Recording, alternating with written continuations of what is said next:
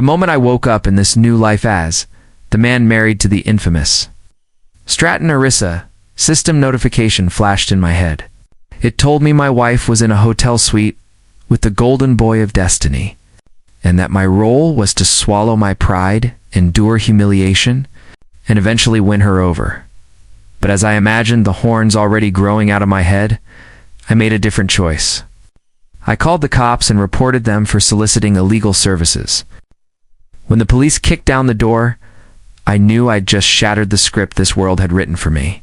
I couldn't wait to see if Destiny's golden boy could still wear that smug smile once he lost control of the story. The call was mine. The report was simple. In the presidential suite of the Carlton, a high-level corporate deal was being sealed with personal favors. Standing outside the suite, I could hear the muffled shouts of police and a woman's startled cries. The system alarm in my head screamed, "Warning! The host's actions are deviating severely from the main plot. Stop immediately or suffer narrative backlash. Resist. If you endure this night, once the protagonist Levin seals his deal with Sophia Stratton, you'll earn her heart, her forgiveness aura, and finally, her love." A cold smirk tugged at my lips. Earn her love? Play the world's most pathetic cuckold, a lapdog grateful for scraps? Not a chance. Crack. The heavy door burst open, and a wave of expensive perfume and red wine hit me. Behind me, cameras flashed like lightning. Reporters were already being tipped off anonymously. I wanted this to blow up so big that not even God could bury it. My eyes moved past the shoulders of a few NYPD officers toward the scene inside. It wasn't the filthy image I expected. My wife, Sophia Stratton, sat elegantly on a plush sofa. Her designer evening gown made her look like an ice queen carved from a glacier. She held a half-finished glass of wine, her initial shock fading into cold, calculating composure. Across from her stood the so-called golden boy Levins, dressed in a tailored suit. His expression was a mix of shock and fury as he argued with the police. "Do you have any idea who I am? Who the hell gave you the right to come in here?" When his eyes found me in the doorway, they filled with venom.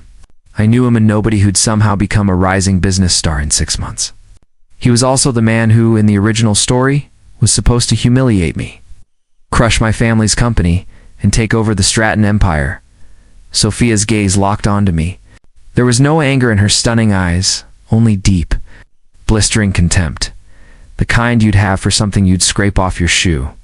I shrugged and gave the lead officer a calm smile. "Officer, I have reason to believe my wife is cheating on me with that man. That guy over there solicited a married woman." The words hung in the air, freezing the room in silence. Levins's face turned purple with rage. Sophia's hand tightened around her wine glass until her knuckles went white, the trembling liquid betraying her inner turmoil. Even the officers looked uneasy, but they stayed professional. Everyone was headed to the station for questioning. Then Levins's phone rang. Worst timing possible. He answered, and a furious voice exploded through the speaker. "Leo, what the hell are you doing? The cops are in your room. The photos are already all over Twitter. The Southside development deal is canceled." The call cut off. Leo's face went pale as ash, and I saw it. A faint wisp of dark smoke rose from the top of his head. So that was the system's warning. A break in his luck. It felt damn good. My grin widened. I ignored the system's frantic alarms and Sophia's burning glare. Watching Levins being escorted out by the cops like a beaten dog, only one thought echoed in my mind: break the script. Step 1, complete. The Stratton family had power. Less than 24 hours later, Sophia came home completely shattered. I was sitting in our massive living room, sipping tea slowly, when she stormed in like a blizzard, flanked by 2 bodyguards in black suits. The air temperature seemed to drop 10 degrees. Slap, the sharp crack echoed through the room. My head snapped to the side. My cheek burned. I didn't flinch. I turned back slowly, running my tongue over the inside of my cheek, and met her icy eyes with calm indifference. She was breathing hard, her perfect face twisted with fury and frost. "Ian, you useless, incompetent fool. The only thing you're good at is ruining everything." Her voice trembled with rage. "Do you have any idea how long I've been setting up that meeting? That recorder in the hotel room had all the evidence I needed to prove Levins was embezzling money from Stratton Corporation. Because of your stupidity and pathetic jealousy, everything's ruined. The police confiscated the recorder as evidence. I'll never get it back." She pointed a trembling finger at me, each word like a shard of ice. "I used to think you were just mediocre. I never imagined you could be this stupid. You've destroyed my only chance to take him down, all because of your pathetic male pride." I said nothing. I just watched the whole performance.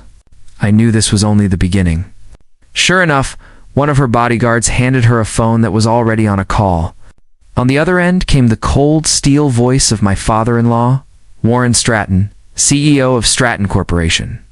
"Ian, you've disappointed me beyond belief. You've dragged the Stratton name through the mud. From now on, you're not allowed to leave this house without my permission. Sit there and think about what you've done. You'd better pray Sophia can fix this mess. Otherwise, there's no place for someone like you in this family." The call cut off. Sophia put her phone away with an icy calm, looking at me like a piece of trash about to be tossed. "Are you staying?"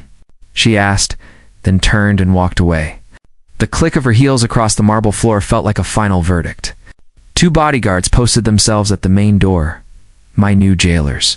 The huge mansion suddenly felt like a gilded cage. I'd become the villain of the story, despised by everyone. In Sophia's eyes, and in the eyes of the whole Stratton family, I was just a jealous fool who'd lost his head and ruined everything. I took a sip of my now cold tea, tasted the burn on my cheek, and felt the chill of utter solitude. But I didn't panic. Not at all. This was just a misunderstanding. It wasn't the plan. Sophia, Leo, and that ridiculous script, the game had only just begun. On day 3 of house arrest, they cut the internet and jammed every cell phone signal in the mansion. Their plan was to make me deaf and blind, to wear me down inside this luxurious prison until I learned to be an obedient dog. Too bad for them. I'm not the type to sit around and wait for fate. Late that night, I pulled a waterproof bag from a hidden compartment behind the toilet tank. Inside was a satellite phone, my emergency backup bought with the last of my money right after I came to this world. Online, my so-called heroic meltdown had already gone viral. The 911 call from the jealous husband, the multi-million-dollar scattle deal for Stratton heiress, the Stratton disgrace, an in-depth breakdown of Ianco Cole's pathetic rise. The court of public opinion had already judged me a stupid, impulsive clown. Perfect. I logged into an anonymous offshore email account I'd made weeks earlier and sent a carefully forged file to Leo Bance's biggest rival, Vanger Consolidat. The document mixed truth and fiction, blackmail material. I'd cooked up using key moments from the original novel about Leo's rise. It included fake offshore transactions and bogus project data. The power was in the email body, written in the voice of a man on the edge. My wife, Sophia Stratton, has been trying to take down Leo Bance. These are the files she spent months gathering. She failed, and now the police have the real evidence locked up. This is a backup I stole from her computer. I don't care who you are. Just destroy Leo Bance. Use this. Burn him. I want nothing in return. I want to see him burn. With one move, I dragged a domestic scandal into the lethal trenches of corporate war. Through the thick walls of the mansion, I could almost hear Leo's furious, desperate screams. It was surreal, but my moment was short. That afternoon, I heard the front door open. Not the guards. Sophia, she returned alone. Apt, having changed out of her business clothes into something casual, but her face was still coated in an impenetrable frost. She didn't storm in like last time. She walked over to the couch and sat down, tossing a copy of the Wall Street Journal onto the coffee table. The bold headline read that Leo's company was under scrutiny and spiraling into crisis. "Did you do this?" she asked, calm but analytically sharp. I spread my hands in a show of innocence. "I'm stuck here with no Wi-Fi. What could I have done?" Sophia's eyes locked onto mine. For the first time, they didn't flash with contempt or rage. Instead, there was a deep, unsettling suspicion. "You were never like this," she said slowly. The old you would have hidden in a corner or come to me begging for help. You never would have had the nerve to call the cops, let alone the cunning to pull off a plan like this, using someone else to do your dirty work. She leaned in slightly, suddenly huge in the room. I've seen the stuff Banger is using. It's different from my evidence, but the angles of attack are terrifyingly precise. This isn't the work of some jealous fool. Chill ran down my spine. She was far sharper than I'd thought. Before I could figure out how to answer, the cold, mechanical voice in my head exploded louder and more urgent than ever. Warning, narrative correction initiated. The host's actions have deviated dramatically from the useless husband archetype, triggering negative narrative backlash. Warning, Leo Bance's luck is regenerating. As a result of the backlash, narrative forces will, within 24 hours, trace your anonymous email through forensic analysis. Last warning, Levins will present evidence of your setup and ally with the Stratton family. You will be identified as a common enemy and face devastating retaliation. Countdown started. A bone-deep terror shot through me. Luck could bend reality and let Leo track me down that fast. I hadn't even managed to stop Sophia from suspecting me, and Leo's revenge was already on the way. Enemies on all sides, checkmate. Looking into Sophia's increasingly piercing eyes, I felt real panic for the first time. On the surface, she seemed calm, but my heart pounded. Her stare cut through me like a scalpel, trying to strip every layer until my true self was exposed. "Who are you?" Her voice was cold in the quiet room. With a tremor she probably didn't even notice. Before I could lie, she abruptly broke eye contact and leaned back into the sofa as if she'd reached a decisive conclusion. Darkness pooled at the windows, wrapping her in shadow.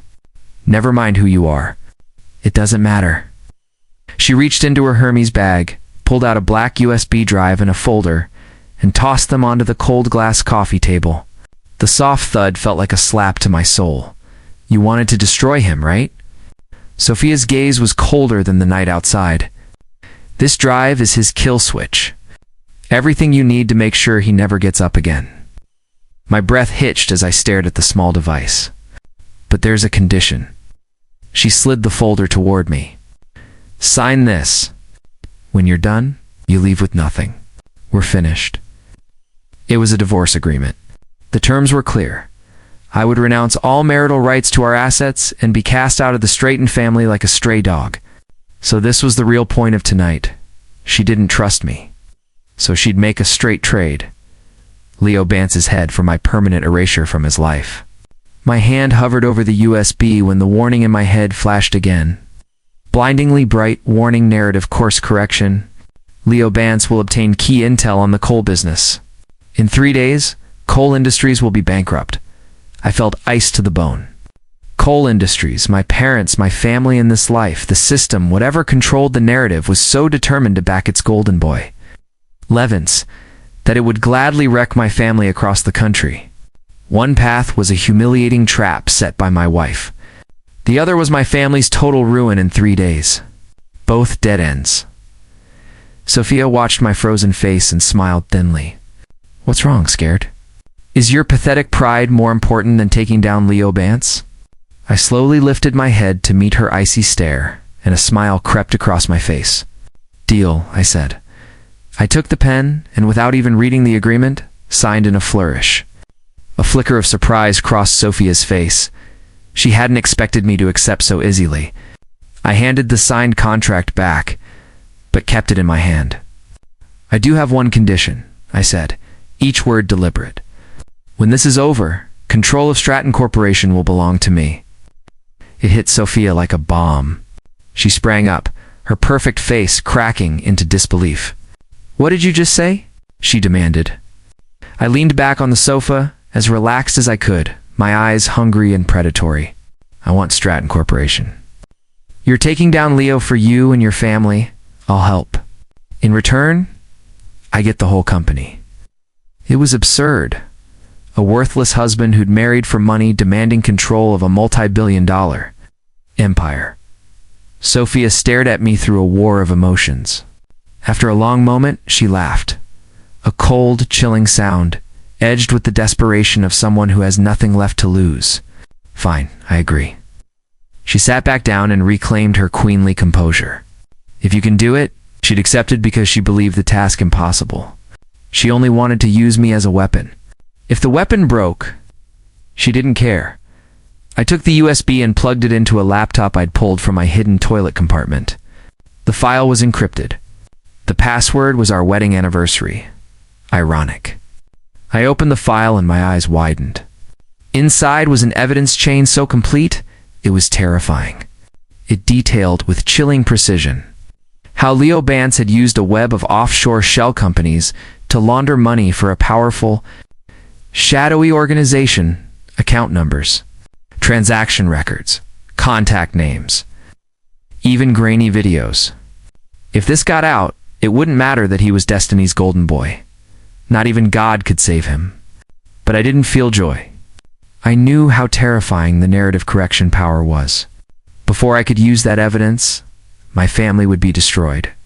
I couldn't risk using it directly. A wild, daring smile curved my lips. If the narrative was going to hand Leo a devastating secret about my family, I'd prepare one for him first. I opened a new document, and my fingers flew over the keyboard. An hour later, I had a forged industry secret ready, airtight, and convincing. It described a revolutionary semiconductor tech supposedly from my family's tech division. It's a flawless expansion plan that would make any investor salivate. Only I knew I'd tweaked one tiny speck by a microscopic fraction. Not a ladder to the sky, a one-way road to hell. I sent that gift through an untraceable channel directly to Leo Bance. Hope you like the opportunity I made for you. Golden boy. Leo's luck was darker and more vicious than I expected. In 2 days, the storm hit with lightning force, and it hit my family first. Across the country, "Ian, who the hell did you?" My father's normally steady voice broke with panic and rage over the phone. All company accounts have been frozen. The IRS and the regulators are raiding the building, claiming massive tax evasion and insider trading. The stock hit the floor at the open. "It's over, Ian." In the background, I could hear my mother sobbing and employees screaming. I pulled a fresh phone from my pocket and dialed a number I knew by heart right in front of her. Someone answered almost instantly. "FBI Financial Crimes. How can we help?" "Hi, my name is Isong Cole. I want to file a formal complaint." Sophia's eyes widened. I spoke clearly, each word measured. "I'm reporting Leo Bance, founder of Bance Capital, for alleged large-scale money laundering on behalf of an unidentified foreign entity. I have the evidence." I paused and let a cold smile touch my lips. "One more thing. I'm also reporting him for malicious market manipulation and for trying to destabilize the national semiconductor industry by using stolen, proprietary secrets from the coal industries. I have witnesses and proof." I ended the call. For a moment, the world seemed to stop.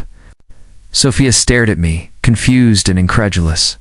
She didn't understand why I'd play that card now when we supposedly had no options left. I didn't explain. I turned on the big TV and tuned to Bloomberg. For the next hour, we sat in that quiet room and watched the storm change course. At exactly 10 o'clock, a late-breaking alert flashed across the financial world. The founder of Bance Capital, Leo Bance, was taken into federal custody in connection with multiple serious financial crimes. On screen, Leo was being escorted out of his corporate headquarters by a crowd of federal agents. The confident air of the spoiled child of destiny had vanished, replaced by a wild, incomprehensible look of horror. His eyes seemed to pierce the screen, fixed on me, full of pure hatred. He would go to his grave never understanding why the luck he relied on was so fragile when faced with cold, undeniable evidence. He would never grasp why the secret he had revealed to me had become the very knife I used to stab him in the heart. At the press conference, FBI and SEC officials presented 2 sets of evidence. The first was a complete, irrefutable trail of Leo's money laundering operation. The second was a full record of how he used the secret of the fraudulent coal industry to manipulate the market and amass a fortune. With both crimes exposed, not even a miracle could save him. Leo and the Tratton uncles who had supported him were wiped out instantly. On TV, my uncle-in-law's face was pale as death. I picked up the phone and dialed another number. Start now. Use every dollar we have to buy up all the Stratton Core shares you can from retail investors. Yes, from the ones who followed Leo into the abyss and lost everything. After the storm, there would be wreckage, and I would be the only one there to collect it. The only sound in the room was the excited voice of the news anchor. I turned off the TV and looked back at Sophia. She was still standing in the same spot, motionless like a statue. The tablet in her hand had slipped and fallen to the carpet. Its screen still showed the stock prices of Stratton's rival faction, now in catastrophic freefall. Finally, she looked up. Those eyes, once cold, furious, and desperate, now reflected only deep, complex shock. She looked at me with trembling lips, as if she wanted to speak but couldn't form the words. At last, she understood. From the moment I signed the divorce agreement and said, "I want Stratton Corporation," I wasn't dreaming an impossible dream. I was playing a chess match with her, a game in which I had bet everything, even her. I simply watched this woman who had always outsmarted me, who had seen me as nothing but trash, finally show a crack in her flawless facade. Just as she was about to speak, to clear her last doubts, the cold, mechanical voice in my head echoed one last time. But this time it wasn't a sharp warning. It was a flat, emotionless statement, like a final mission report. Target Leo, progress eliminated. Mission failed. Final protocol activated. Variable data analysis complete. This program is not a destiny system. Designation, Woodpecker. Implanted in the original host's brain by the Leviathan Consortium. Primary objective, manipulate the host to cooperate with asset, Leo Bance, and facilitate the hostile acquisition of coal industries and Stratton Corporation. Your intervention has caused catastrophic failure in the